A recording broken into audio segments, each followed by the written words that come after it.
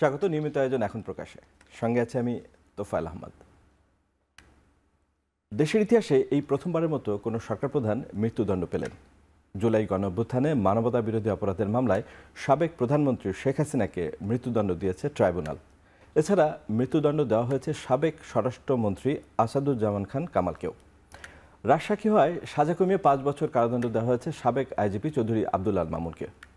এই রায়ের নানামুখী প্রতিক্রিয়া রয়েছে রাজনীতি ও সমাজে। রায় বিশ্লেষণ এবং প্রতিক্রিয়া নিয়ে আলোচনার জন্য আজ স্টুডিওতে আছেন সিনিয়র আইনজীবী এবং সংবিধান বিশেষজ্ঞ অ্যাডভোকেট শিশির মনির এবং বিএনপির vice chairman doctor Asaduzzaman Ripon. আপনাদের দুজনকেই স্বাগত আজকের আলোচনায়। আইনজ্ঞ হিসেবে জনাব শিশির মনির, আপনার কাছেই শুরুতে আসি। আজকের যে রায়, এটি একটি ঐতিহাসিক রায়। কোর্ট প্রসিডিংসেও সেটি বলা হয়েছে। শীর্ষ রাজনৈতিক ব্যক্তিত্বদের বিচার প্রক্রিয়ায় ত্রুটি বিচ্যুতি খুঁজতে বিভিন্ন সময় নানা মহল সবসময় তৎপর থাকে। আন্তর্জাতিক গণমাধ্যমগুলোও এই রায়ের ত্রুটি বিচ্যুতি খুঁজতে থাকবে। এমন প্রেক্ষাপটে শেখ হাসিনার রায় কেন অনন্য, সেই কারণটি আপনার কাছে জানতে চাই। আমার দৃষ্টিতে কিন্তু মানুষের ডিসিশন, তো বিচার তো মানুষই করে। আপনি চাইলে পক্ষে বিপক্ষে কিছু কথা বলতে পারবেন, কিন্তু ইউনিক ক্যারেক্টারটা কি? ইউনিক ক্যারেক্টার হলো কোয়ালিটি অফ এভিডেন্স। আমরা দেখেছি যে এই সমস্ত বিচার পৃথিবীতে যেখানে হয়, সেখানে সবচেয়ে বড় চ্যালেঞ্জ হয় যে কোয়ালিটিফুল এভিডেন্স আদালতে হাজির করা যাচ্ছে কিনা। এমনি আপনার পাবলিক ডোমেনে অনেক কথা থাকে, কিন্তু পাবলিক ডোমেনে সব কথা তো আর এভিডেন্স না। সব কথা তো আইনের দৃষ্টিতে সাক্ষ্য প্রমাণ হিসেবে বিবেচনা করা যায় না। এখানে ইউনিকনেসটা কি?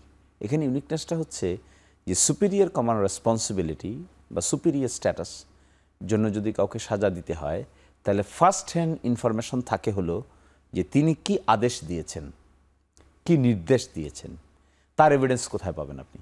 This is very difficult job.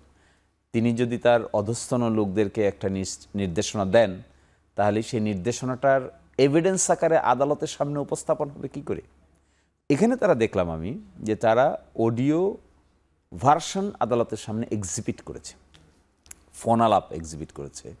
অধস্তন কাকে, কিভাবে, কখন, কি ইনস্ট্রাকশন দিয়েছেন, লেথাল উইপন ব্যবহার করার ইনস্ট্রাকশন কখন দিয়েছেন, হেলিকপ্টার ব্যবহার করার ইনস্ট্রাকশন কখন দিয়েছেন, শেষ করে দেওয়ার ইনস্ট্রাকশন কখন দিয়েছেন, আদার এন্ডে কে ছিল, এই এন্ডে কে ছিল, এটা আবার সিআইডির কাছে টেস্টে পাঠিয়েছেন।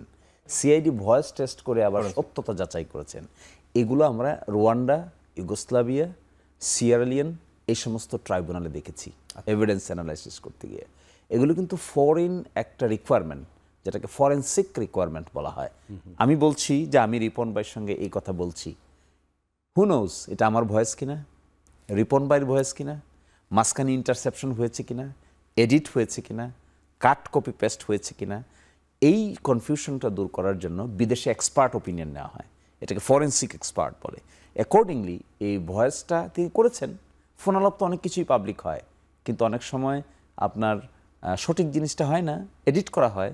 এটাকে অ্যাসার্টেন করেছেন তারা যে না, this voice is the accurate voice. এই এন্ডে যে ছিলেন ঢাকা বিশ্ববিদ্যালয়ের ভিসির সঙ্গে ঢাকা বিশ্ববিদ্যালয়ের ছাত্রদেরকে শায়েস্তা করার জন্য যে আলোচনা করেছেন, এটাকেও সিআইডি টেস্টে গিয়েছে। So this is the uniqueness. তারা চেষ্টা করেছে in terms of quality of evidence যেন কোনো ধরনের কোনো কোয়ালিটির ক্ষেত্রে ক্রিটিসিজম ডেভেলপ করতে না পারে। ইন্টারেস্টিং আরেকটা এসছে এখানে, কোর কমিটির মিটিং যেটা হেডেড বাই স্বরাষ্ট্রমন্ত্রী তার বাসায়। কারা কারা হাজির ছিলেন? কোর কমিটিতে হাজির থাকা লোকেরা যখন কোর্টে এসে স্বাক্ষর দেয় যে আমি হাজির ছিলাম, এইভাবে এখানে কোর কমিটির মিটিং হয়েছে, these are the decisions taken by the core committee, everyday নাইটে কোর কমিটির মিটিং হতো ধানমন্ডির বাসায়, সে বিস্তারিত কোর্টে এসেছে। আরেকটা এসেছে ন্যাশনাল সিকিউরিটি, নিরাপত্তা, জাতীয় নিরাপত্তা কাউন্সিলের মিটিং হয়েছিল, দেখবেন আপনি ওই ঘটনার আগে 2 বার। এই যে নিরাপত্তা কাউন্সিল কি আলোচনা হয়েছে, এটা আপনি আমি বাড়ি থেকে কী করে টের পাবো? কে কি কমেন্ট করেছে, সিদ্ধান্তটা কি হয়েছে, মিটিং রেজলিউশন থাকে না।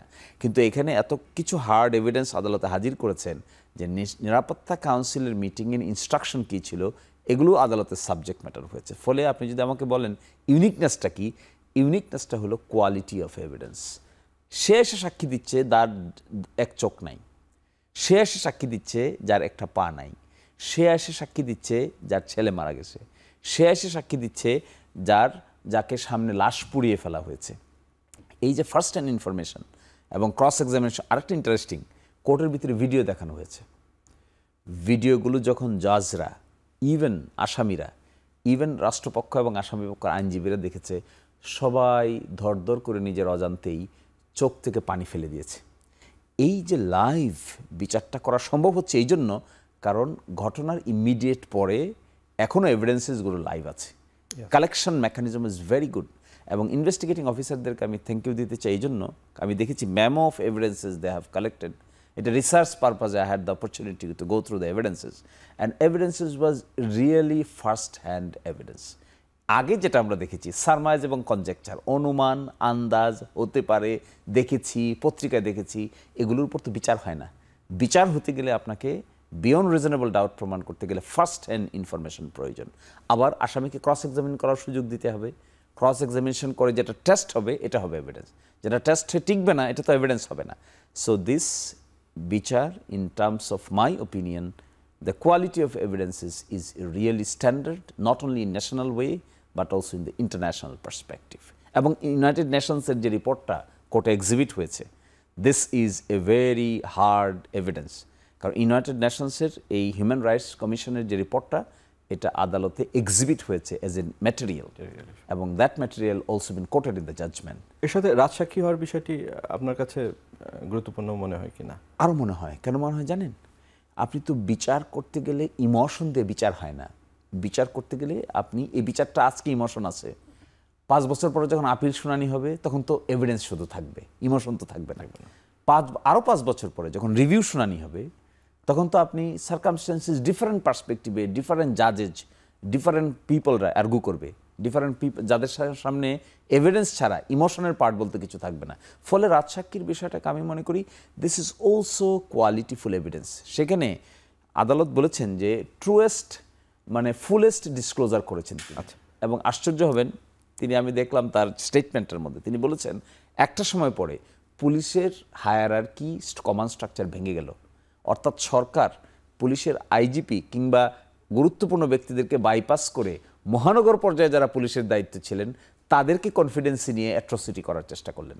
এবং সেখানে আমরা দেখেছি কয়েকটা নামও এসেছে যাদেরকে সরাসরি মিনিস্ট্রি অফ হোম এবং প্রাইম মিনিস্টারের দপ্তর থেকে তাদেরকে সরাসরি ইনস্ট্রাকশন দিতেন, বাইপাসিং দ্যাম।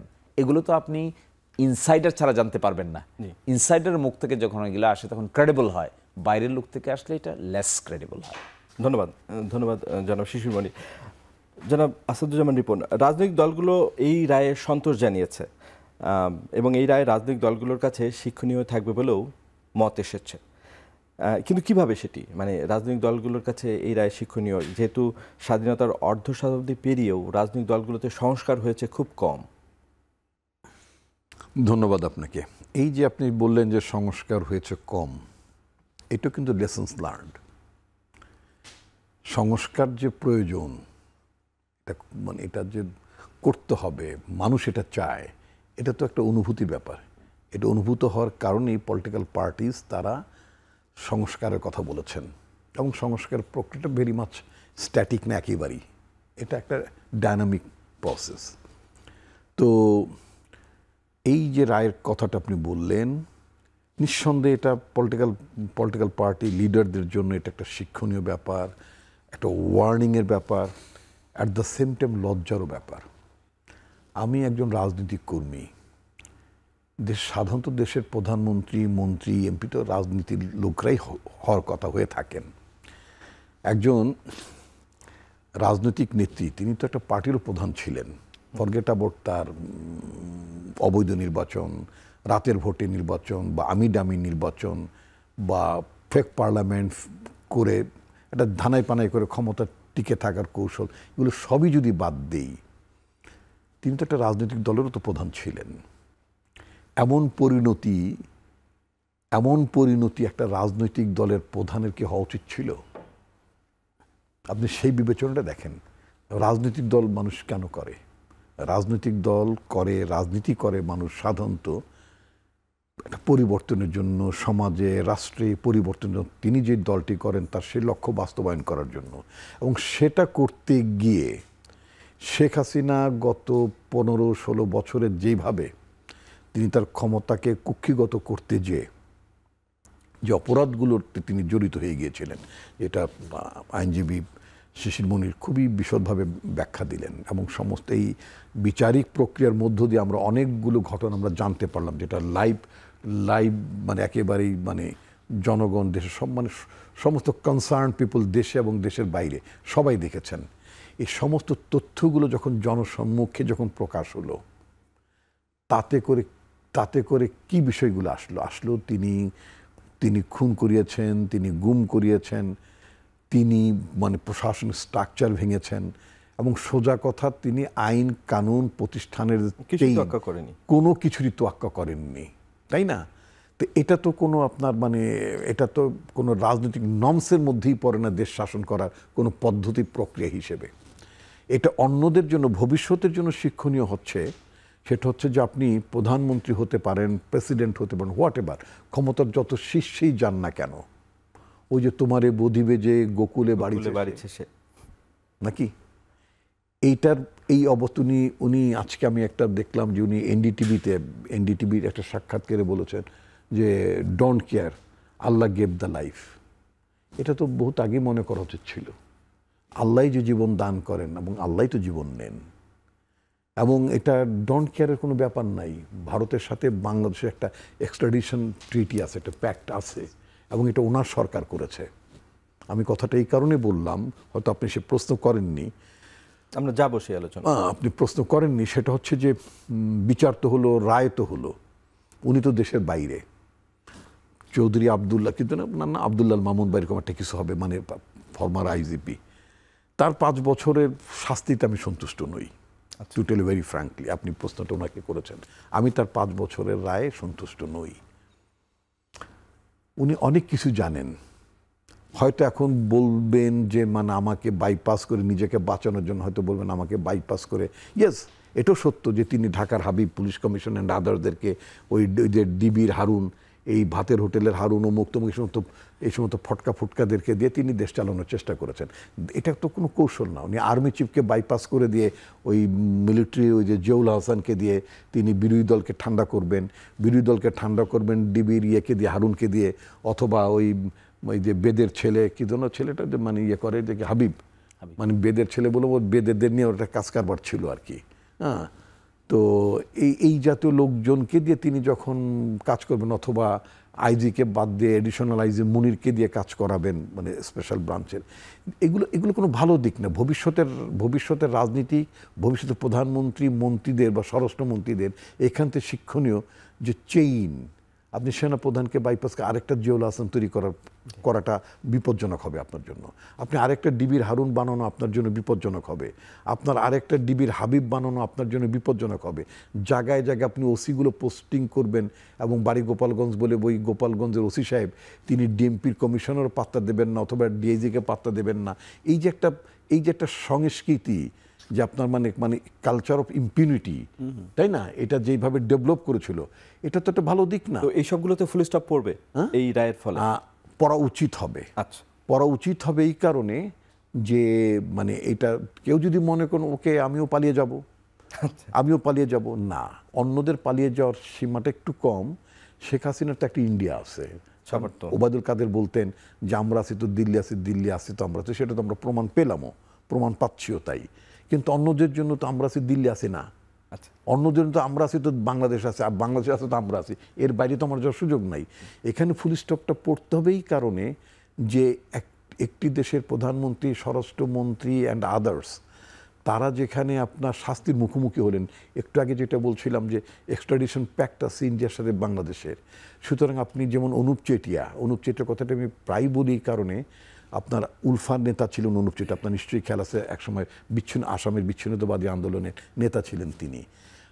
অনুপ চেটিয়ার উপরে আমি একটা আর্টিকেল লিখেছিলাম 1996 আওয়ামী লীগ পরে আসার পরে আমার পত্রিকাতে। That was a cover history, I made a cover history on Anup Chetia. ওইটা লেখার কারণে আমার পত্রিকা নিষিদ্ধ হয়েছিল, এবং আমার বিরুদ্ধে একটা দেশদ্রোহী মামলা রুজু হয়েছিল, এবং I had to flee the country, আমাকে দেশ ছেড়ে চলে যেতে হয়েছিল। আমাকে 96 সালে আওয়ামী লীগ পাওয়ার আসার পরে আমার পত্রিকা নিষিদ্ধ, আমার সম্পাদিত পত্রিকা নিষিদ্ধ হলো, এবং আমি এক কাপড়ে অলমোস্ট আমি দেশ ছেড়ে চলে গিয়েছিলাম। এখানে কথাটা হচ্ছে যে অনুপ চেটিয়ার ব্যাপারটা কি হলো, যে অনুপ চেটিয়াকে ইন্ডিয়া বারবার প্রত্যর্পণ করার জন্য মানে রিকোয়েস্ট করছিল বা চাপ দিচ্ছিল, তখন বাংলাদেশ বলেছিল যে আমাদের সাথে তোমার প্রত্যর্পণ চুক্তি নেই, এবং আসলেই ছিল না। শেষ পর্যন্ত শেখ হাসিনাকে দিয়ে ইন্ডিয়া প্রত্যর্পণ চুক্তি করলো, করার মধ্য দিয়ে অনুপ চেটিয়াকে আলটিমেটলি ওই আইনের আওতা থেকে ফেরত পাঠানো হলো। এখন তো we have an extradition pact with India. এখন India cannot deny that we cannot hand over Sheikh Hasina, because Sheikh Hasina convicted. তাকে আইনের মুখোমুখি হতে হবে, তাকে শাস্তির মুখোমুখি হতে হবে, এবং আমরা তো এই আসামিকে ফেরত চাইবো, অর্থাৎ বাংলাদেশ চাইবে। এখন ইন্ডিয়া কোন মুখে বলবে? ইন্ডিয়া তো ব্রিটেন না যে না আমরা সেই আসামিকে আমরা ফেরত দিতে পারবো না। India is not United kingdom, India is not United states. India নিজে আমার সাথে চুক্তি করেছে, যেইভাবে ইন্ডিয়া অনুপ চেটিয়াকে ফেরত নিয়েছে একইভাবে শেখ হাসিনাকেও ফেরত দিতে সে ইন্টারন্যাশনাল স্ট্যান্ডার্ডে এবং চুক্তি অনুযায়ী তারা বাধ্য হবেন। ধন্যবাদ আসাদুজ্জামান। আমরা সে বিষয়ে আরও আলোচনা করবো। আমাদের একটা বিরতি নেওয়ার সময় হচ্ছে। দর্শক, একটা বিরতিতে যাচ্ছি, আমাদের সাথে থাকুন। রায়ের পরে বিভিন্ন মহল থেকে দাবি উঠেছে দায় দ্রুত কার্যকর করতে হলে তো শেখ হাসিনাকে আগে দেশে ফিরিয়ে আনতে হবে, যেহেতু তিনি পলাতক। তো এক্ষেত্রে ভারতের সাথে আমাদের বন্দি প্রত্যাবর্তন চুক্তি আছে, সেই চুক্তির আওতায় তাকে ফিরিয়ে এনে আনা কতটা সম্ভব, এটা একটা প্রশ্ন। আরেকটার সাথে রিপন ভাই যেটি বলছেন যে চৌধুরী আব্দুল আল মামুনের সাজায় তিনি সন্তুষ্ট নন, একইভাবে শহীদ পরিবারগুলোও চৌধুরী আব্দুল আল মামুনের সাজার ব্যাপারে আপত্তি জানিয়েছে, তারাও তার সাজার ব্যাপারে সন্তুষ্ট নয়। কেন এরকমটা হলো, বা তার সাজা রায় বাড়ানো সম্ভব কিনা, বা তার সাজা রায় কেন এরকমটা হলো, সেটাও যদি একটু আলোকপাত করেন। হ্যাঁ, আমি প্রথমটা একটু বলে নিই যে আপনি বলছেন যে এর থেকে শিক্ষণীয় কি আছে। এ থেকে শিক্ষণীয় হলো রাজনীতিবিদরা বেপরোয়া কাজ থেকে বিরত, সীমার মধ্যে থাকবেন, এবং আইন, সংবিধান এবং সিস্টেমের বাইরে গিয়ে যা ইচ্ছা তা করা, দিনকে রাত বানানো, রাতকে দিন বানানো, নিজের ইচ্ছাকে প্রাধান্য দিতে গিয়ে রাষ্ট্রীয় স্ট্রাকচার, সীমানা, গোম, খুন এগুলো থেকে বিরত থাকার যে একটা নজির সৃষ্টি হয়েছে, এটাকে মেনে চলবেন, সকলেরই মেনে চলতে হবে। যে দলই দেশ চালান না কেন ভবিষ্যতে, they must be very aware of the rule of law. যদি না থাকে তাহলে কনসিকুয়েন্স আরও খারাপ হবে, সকলের জন্যই খারাপ হবে। এই লেসনটা যদি আমরা নিতে পারি না, তাহলেই আমাদের এই রাষ্ট্রটার সামনের ভবিষ্যৎটা উজ্জ্বল হবে। আমি এটা একা একা বসে ভাবি, কি কারণে মানুষকে গুম করতে হয়, কেন গুম করতে হবে? একজন মানুষ তার ডিসেন্টিং ভিউ প্রকাশ করেছে, করুক। এটার জন্য আর্টিস্টিক ওয়েতে তার রিপ্লাই দেওয়ার ক্যাপাসিটি আমার থাকতে হবে। আমি যদি পাবলিক ডোমেনে কোনো একটা ইস্যুকে হ্যান্ডেল করতে না পেরে একজন ব্যক্তি বিশেষকে ফিজিক্যাল অ্যাটাকের সীমা করি, তাহলে তো কোনো আর্ট না। এটাকে তো কোনো পলিটিক্সে কোনো আর্ট বলে না। পলিটিক্সে আর্ট তো হলো একজন আপনাকে যদি কোনো কারণে অ্যাটাকও করে, উইথ এ ভেরি আর্টিকুলেট ম্যানারে ইউ উইল রিপ্লাই। অ্যান্ড রিপ্লাইটা এমন হতে হবে যে আপনার কথাও প্রকাশ পেতে হবে, আর ওই লোকের হার্টও উইন ওভার হতে হবে। আর না হলে কিসের পলিটিশিয়ান? এই আর্টটা সবাই আয়ত্ত করবেন বলে আমি এক্সপেক্ট করি। আর সেকেন্ড যেটা বলছেন যে অনেকেই বলছেন যে এই ব্যাপারটা এক্সিকিউট হবে কি করে, বিদেশে আছেন, এটা কি হবে? একটা এক্সট্রাডিশন ট্রিটি আছে বাংলাদেশ এবং ইন্ডিয়ার মধ্যে। একটু আগে রিপন ভাই যেটা বলছেন, this is the legal framework. Extradition ট্রিটিতে কি হয়? এক্সট্রাডিশন ট্রিটিতে হলো বাংলাদেশের ফরেন মিনিস্ট্রি থেকে ওই দেশের ফরেন মিনিস্ট্রিতে লেটার অফ রিকোয়েস্ট যায়। লেটার অফ রিকোয়েস্টটা ওখান থেকে যায় হলো মিনিস্ট্রি অফ হোমে। মিনিস্ট্রি অফ হোম যদি এটাকে এক্সিকিউট করতে চায়, তাহলে তার ফার্স্ট দায়িত্ব হলো two arrest the accused. Arrest করে তাকে নিয়ারেস্ট ম্যাজিস্ট্রেটের সামনে প্রডিউস করবে। প্রডিউস করার ফলে তারা যদি এক্সট্রাডাইট করতে চায়, তাহলে প্রোডাকশনের পরে তাকে অ্যারেস্ট করে রাখবে, এবং তারপরে ফরেন মিনিস্ট্রির কাগজপত্র সব কিছু রেডি হয়ে গেলে পরে বাংলাদেশকে কমিউনিকেট করবে, নট ভার্বাল পাঠাবে, বাংলাদেশকে কমিউনিকেট করলে পরে সেন্ডিং এবং রিসিভিং একটা সিরিমনি হবে। ওই সিরিমনি অনুযায়ী আসবে। আমি এরকম 19 জনের মামলা করেছিলাম যারা বাংলাদেশি নাগরিক, ইন্ডিয়াতে গিয়ে যাবজ্জীবন সাজা হয়েছে, 10-12 বছর কাস্টডিতে আছে। একই প্রক্রিয়ায় তাদেরকে ইন্ডিয়া থেকে বাংলাদেশের কাশিমপুর কেন্দ্রীয় কারাগারে আছে, এবং তাদের যাবজ্জীবন সাজা হয়েছিল ইন্ডিয়ায় অফেন্স করার কারণে। বা এক্সট্রাডিশন ট্রিটির অধীনে তাদেরকে বাংলাদেশে নিয়ে আসা হয়েছে। একটা চ্যালেঞ্জ এখানে আছে, ধরেন তাকে অ্যারেস্ট করলো, সেখানে সে তাই চাইলে এটা না মেনে ওই দেশের কোর্টের কাছে যেতে পারে, আচ্ছা, নট টু বি এক্সট্রাডাইটেড। এবং এটা একটা বড় কেস আছে, আফ্রিকান এক নাগরিক ইন্ডিয়াতে সেরকম করে আশ্রয় নিয়েছিলেন, শেষ পর্যন্ত ইন্ডিয়ান সুপ্রিম কোর্টের আদেশে তাকে এক্সট্রাডাইট করা হয়, but he took shelter to the Indian supreme court under the writ jurisdiction, যে আমাকে ওখানে মৃত্যুদণ্ড আছে, মৃত্যুদণ্ড উইল বি এক্সিকিউটেড। তখন ইন্ডিয়া সুপ্রিম কোর্ট আনসার দিয়েছিল ইন্ডিয়াতেও মৃত্যুদণ্ড আছে। এটা যদিও রেয়ারেস্ট অফ দ্য রেয়ার কেসে হয়, কিন্তু ইন্ডিয়াতেও আছে। ইউরোপে আমেরিকায় অনেক দেশে যেগুলোতে ডেথ সেন্টেন্স নাই, সেখানে এক্সট্রাডিশন শেষ পর্যন্ত হয় না, কিন্তু আমাদের সঙ্গে তাদের পার্টিকুলার ট্রিটি আছে, ওই ট্রিটিটা রেসপেক্ট করা প্রয়োজন বলে আমি মনে করি। আর থার্ড কথা যেটা বলছেন যে একজন ব্যক্তি এখানে রাজসাক্ষী হয়েছে, আইনের বিধান 15 নম্বর ধারায়, ইন্টারন্যাশনাল ক্রাইমস ট্রাইব্যুনালের ধারা 15-তে বলা আছে কোনো ব্যক্তি যদি তার ফুলেস্ট নলেজ ডিসক্লোজ করে আর আদালত সন্তুষ্ট হয়, তাহলে তাকে পার্ডন করতে পারে। এই বিধানের আলোকেই প্রসিকিউশনের পক্ষ থেকে বা তার পক্ষ থেকে হয়তো অফার করা হয়েছে, আদালত সেটা অ্যাকসেপ্ট করেছে, একটা আদেশ দিয়েছে, আদেশের আলোকে ম্যাজিস্ট্রেটের সামনে প্রোডাকশন হয়েছে, সেখানে একটা স্টেটমেন্ট দিয়েছে, কিন্তু শেষে এসে আদালত বলছেন যে তার সেন্টেন্সটা আমরা লেনিয়েন্ট করে দিচ্ছি, কমিয়ে দিচ্ছি এই জন্য, because he contributed to the trial, not age N accused but age N witness. এখানে একটু জুরিসপ্রুডেন্সিয়াল ঘাটতি আছে আমার ধারণায়। প্রশ্নটা পরে উঠবে যে can an witness be punished? This is a fundamental question. এটা হয়তো এখানে উঠবে না, এটা সুপ্রিম কোর্টে উঠতে পারে। এখন দেখেন, দুইজন আছে পলাতক, একজন আছে জেলের ভিতরে, আপিল করবে কে? তাহলে আপিল করতে গেলে আপনার দরকার হয় সারেন্ডার করা।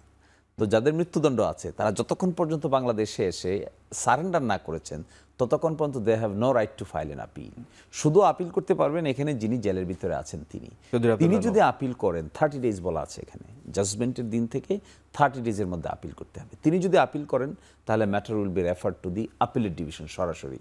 আদারওয়াইজ ইন্টারন্যাশনাল ক্রাইমস ট্রাইব্যুনালের এগেইনস্টে হাইকোর্টে কোনো আপিল নেই, সরাসরি আপিল হলো আপিল বিভাগে, হাইয়েস্ট কোর্টে। সেখানে শুধু আপিল করতে পারবেন যিনি জেলে আছেন, আর বাকিরা যেহেতু জেলে নাই, they can't file an appeal. তো তার আপিলে পুরোটাকে বিবেচনা করবেন কিনা, কিভাবে করবেন, এটা the full court will decide. ধন্যবাদ। There is a process. ধন্যবাদ শিরীন। আমাদের একটা বিরতি নেওয়ার সময় আছে, বিরতির পরে রিপন ভাই আপনার কাছে আসবো। দর্শক, আমরা একটা বিরতিতে যাচ্ছি, আমাদের সাথে থাকুন। জনাব আসাদুজ্জামান রিপন, আপনি দেখেছেন নিশ্চয়ই, মানে বিভিন্ন গণমাধ্যমে এসছে, তারপরেও আমরা প্রথমে দেখেছি Times of India Sheikh Hasina একটি বিবৃতি প্রকাশ করেছে। সেখানে তিনি বলেছেন এই রায় রিগড অ্যান্ড পলিটিক্যালি মোটিভেটেড এবং no fair chance to challenge the acquisition. এখন কথা হচ্ছে যে এই প্রতিক্রিয়া শেখ হাসিনার, সেটা তো তিনি জানাতেই পারেন, কিন্তু ভারতের সাথে বাংলাদেশের যেই সম্পর্ক, সেখানে দাঁড়িয়ে তার এই বক্তব্য এবং তাকে ফিরিয়ে আনতে গেলে অন্তর্বর্তী সরকার এবং পরবর্তীতে নির্বাচিত সরকার কি চ্যালেঞ্জের মুখে পড়বে? আমি আপনাকে তার আগে ইন্ডিয়ান স্পোক্স পারসন ফরেন মিনিস্ট্রির, তার রণধীর জয়সওয়াল, রাইট, মিস্টার রণধীরের একটা স্টেটমেন্ট আমি পড়ে শোনাতে চাই, এক্স্যাক্টলি বিবিসিতে, একটু কনসাইজলি। হ্যাঁ, বিবিসিতে আমি খুব ছোট করেই বলছি। রণধীর জয়সওয়াল বলেছেন, আন্তর্জাতিক অপরাধ ট্রাইব্যুনাল বাংলাদেশের সাবেক প্রধানমন্ত্রী শেখ হাসিনার বিষয়ে যে রায় ঘোষণা করা হয়েছে, ভারত সেটি লক্ষ্য করেছে। একজন কাছের, একদম কোট আনকোট, একজন কাছের প্রতিবেশী হিসেবে বাংলাদেশের শান্তি, গণতন্ত্র, অন্তর্ভুক্তি এবং স্থিতিশীলতা সহ বাংলাদেশের জনগণের সর্বোত্তম স্বার্থের বিষয়ে অঙ্গীকারবদ্ধ ইন্ডিয়া। এই লক্ষ্য আমরা সব সময় সকল অংশীজনদের সঙ্গে গঠনমূলকভাবে কাজ করে দেব। এই বিবৃতিকে আপনাকে আশা যোগাচ্ছে? আমি না, ইন্ডিয়ার প্রতি ঠিক সিমিলার অ্যাপ্রোচ আমার তাই। আচ্ছা, যে আমরা ইন্ডিয়াকে ঠিক একই মেসেজটা কনভে করতে চাই যে আমরা ভারতের শান্তি, ভারতের গণতন্ত্র এবং ভারতের অন্তর্ভুক্তি সকল ধর্মাবলম্বীদের নিয়ে এবং তাদের স্থিতিশীলতে আমাদের ভারতীয় জনগণের সর্বোচ্চ স্বার্থের প্রতি আমরা অঙ্গীকারবদ্ধ থাকব। আপনি যেটা বলছিলেন, হাসিনা যে স্টেটমেন্ট করেছেন সেটা অস্বাভাবিক না। এর বাইরে তিনি কি বলতে পারেন? তিনি কি কনফেস করবেন যে তিনি গিলটি? নিশ্চিত সেটা তা বলবেন না। আচ্ছা, আপনি একটা জিনিস খেয়াল করেছেন, গত কয়েকদিন আগেই উনি গ্রেপ্তার হওয়ার পরপরই, উনি দেশ থেকে পালিয়ে যাওয়ার পরপরই তিনি পুরো ঘটনার জন্য ইউনাইটেড স্টেটসকে দায়ী করেছিলেন, যে মার্কিন যুক্তরাষ্ট্রে প্লট করেছে ইত্যাদি ইত্যাদি নাকি? গত দুদিন আগে তিনি হঠাৎ করে আমাদেরকে সবাইকে বিস্মিত করে তিনি জানালেন যে যুক্তরাষ্ট্র এই ঘটনা মানে ওনার ক্ষমতাচ্যুতির পেছনে যুক্তরাষ্ট্রের কোনো হাত নেই। আমি যেটা অনুমান করি সেটা হচ্ছে উনি যেই দেশটিতে বসে এই স্টেটমেন্ট আবার রিভার্স করলেন, তাই না? আগে তো আমেরিকাকে অ্যাকিউজ করলেন, এরপরে তিনি এটাকে মানে ঠিক অপোজিট স্ট্যান্ড নিলেন। এর কারণটা হচ্ছে ইতিমধ্যে 50% এক্সট্রা ট্যাক্সের মুখে আছে ইন্ডিয়া। ভারত সরকার প্রচণ্ড চাপের মধ্যে আছে এবং মার্কিন যুক্তরাষ্ট্রের প্রেসিডেন্ট যেখানে পাকিস্তান আর্মি চিফের সাথে প্রধানমন্ত্রী সহ চিফের সাথে বসে মিটিং করেন, এটা ইন্ডিয়ার জন্য খুব ডিসকমফোর্টিং একটা এনভায়রনমেন্ট। তো সেখানে বাংলাদেশের একজন আশ্রিত ক্ষমতাচ্যুত একজন সাবেক প্রধানমন্ত্রী তিনি যদি বসে আমেরিকাকে কন্টিনিউয়াসলি যদি অ্যাকিউজ করতে থাকেন, সেটা আমেরিকার জন্য ভীষণ মানে কি বলে অস্বস্তির কারণ। এবং এই অস্বস্তিটা সৃষ্টি করছে কিন্তু মূলত শেখ হাসিনা, যার জন্য আমি ধারণা করি যে তিনি ইন্ডিয়ান গভর্নমেন্টের কাছ থেকে অ্যাডভাইসড হয়েছেন যে আমার সয়েলে বসে আমার মাটিতে বসে তুমি আর মানে আমার 50% ট্যাক্সটাকে আরও 100% করে দিও না। তোমার এই ধরনের বাড়াবাড়ি, তোমার এই ধরনের স্টেটমেন্ট আমার দেশের জনগণের জন্য খুব ক্ষতির কারণ হবে। এবং মিন হোয়াইল ইন্ডিয়ান পিপুল কিন্তু এটা ভীষণ খারাপভাবে দেখছে শেখ হাসিনার মানে অ্যান্টি আমেরিকান বক্তব্য ইত্যাদি ইত্যাদি। তো সুতরাং উনি এমনি একটা বড় ধরনের চাপের মধ্যে আছে নিঃসন্দেহে। এবং তিনি এখন যেমন একটা মানে দিল্লিতে যেমন একটা বাংলাদেশ অফিস খুলে বসেছেন, আপনি দেখবেন যখন প্রধানমন্ত্রীরা বা ইউনূস সাহেব বা হাসিনা যখন যেতেন অথবা ম্যাডাম যখন প্রধানমন্ত্রী ছিলেন, তখন তারা যখন বিদেশ ভ্রমণ করতেন তখন তারা এক পাশে একটা মানে বাংলাদেশের পতাকা রেখে টেকে তার একটা অফিসের মতন করে কাজ করতেন। আমরা সিমিলারলি শেখ হাসিনাকে বাংলাদেশের পতাকা পাশে রেখে, তিনি তো ডিপোজ প্রাইম মিনিস্টার, উনি তো বাংলাদেশের পতাকা হোল্ড করতে পারেন না। বাংলাদেশে একটা ভেরি মাচ একটা বৈধ সরকার এখানে আছে জনগণের অভিপ্রায়। সেক্ষেত্রে নির্বাচিত সরকারের কাছে চ্যালেঞ্জ কি থাকবে যে মানে অন্তর্বর্তী সরকারের পরে তো নির্বাচিত সরকার আসবে এই প্রত্যাবর্তনের ক্ষেত্রে? এটা পরবর্তী নির্বাচিত সরকার তাকে আপনার ফিরিয়ে আনার জন্য মানে সর্বাত্মক চেষ্টা করবেন। ইতিমধ্যে আপনার আইনজীবী শিশির মনির কিন্তু বিষয়টা ব্যাখ্যাও করেছেন, আমি ভেরি মাচ তার সাথে একমত। এখানে ফরেন মিনিস্ট্রি যেটা করতে পারে সেটা হচ্ছে যে তারা আপনার মানে একটা নিজেরা চিঠি পাঠাতে পারেন। আবার যেটা হতে পারে যে আমাদের হাই কমিশনের মাধ্যমে তাদের সরকারকে অবহিত করতে পারেন। অর্থাৎ তার এক্সট্রাডিশনের ক্ষেত্রে আপনি যেভাবেই করেন না, ঘুরিয়ে পেঁচিয়ে যেভাবেই করেন না কেন, তাকে হস্তান্তর করা ছাড়া এটা ডিলেডালি করার স্কোপ ইন্ডিয়ার জন্য খুব কম। আর মানে এর মানে আইনি প্রেক্ষাপট, আইনি প্রেক্ষিতগুলো, এটা প্রোজ অ্যান্ড কনস উনি ডিসকাস করেছেন। সুতরাং এই বিষয়ে আমি যেতে চান, আমি তার মানে পয়েন্ট অফ ভিউজের সাথে আমি একমত। শেষ একটি যে বাংলাদেশ ভারত সম্পর্ক চাপের মধ্যে পড়ে গেল কিনা এই রায়ের? আসলে বিষয়টা ভারত বাংলাদেশ চাপের মধ্যে পড়ার কোনো কারণ না। আমি আপনাকে একটা বোধহয় আমি এর আগের পর্বে আপনার সাথে একটা উদাহরণ দিয়েছি যে ইন্ডিয়ান একজন ছিলেন, আমরা শুনেছি সেটা, যেটা মানে আপনার উলফা নেতা ছিলেন, ওদের বিচ্ছিন্নতাবাদী নেতা ছিলেন। তো তাকে যখন ফেরত চাওয়া হলো তখন কিন্তু ভারত বাংলাদেশ সম্পর্কের মধ্যে কোনো চাপে, একজন ব্যক্তির জন্য সম্পর্ক চাপে পড়তে পারে। আপনি ভারতীয় মুখপাত্রের কথা যদি আপনি শুনলেন, এখানে কোনো চাপের কোনো কারণ হবে না। বিষয়টা হচ্ছে ইন্ডিয়ার জন্য একটা বিব্রতকর। নিঃসন্দেহে অনেক দিন ইন্ডিয়াকে অনেক কিছু দিয়েছেন, ভারত মনে রাখবে দীর্ঘদিন, এই সমস্ত কথাবার্তা হাসিনা আশা ব্যক্ত করেছেন বটে। কিন্তু এখন ঘটনা প্রবাহ যেভাবে গড়ালো এবং যেভাবে তিনি মৃত্যুদণ্ডের সম্মুখীন হলেন এবং এক্সট্রাডিশন ট্রিটি যেহেতু বাংলাদেশ এবং ভারতের সাথে আছে, এই ক্ষেত্রে তো ভারত একটু বিব্রত হতে পারে তার ক্ষেত্রে। বুঝতে পেরেছি। আশা করি মানে ব্যক্তিগত মানে বিব্রত বোধ করার ইস্যুটা এটা দু দেশের সম্পর্কের জন্য কোনো বড় মাপের প্রভাব সৃষ্টি করবে বলে। ধন্যবাদ। আমাদের আরেকটা বিরতি নেওয়ার সময় আছে দর্শক, আমরা বিরতি যাচ্ছি, ফিরে আসছি একটু পরে। জনাব শিশির মনির, শেখ হাসিনার এই মামলা রায়, জুলাই গণঅভ্যুত্থানের অন্যান্য মামলা তো এখনো চলমান আছে এবং তার নিজেরও আরও মামলা আছে। এই মামলা এই সার্বিকভাবে এই মানবতা বিরোধী অপরাধের মামলাগুলোর ক্ষেত্রে কি প্রভাব ফেলবে?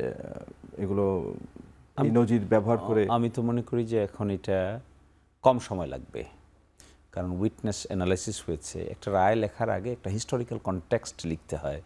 তো হিস্টোরিক্যাল কনটেক্সট তো সকল রায়ই একই, আলাদা কোনো কনটেক্সটে তার বিচার হচ্ছে না।